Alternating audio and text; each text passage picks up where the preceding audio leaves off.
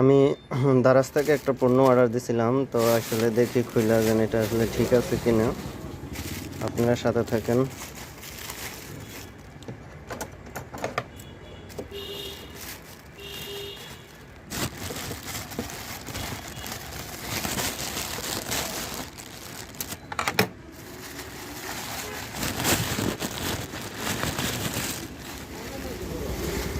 কি দিছে রে ভাই?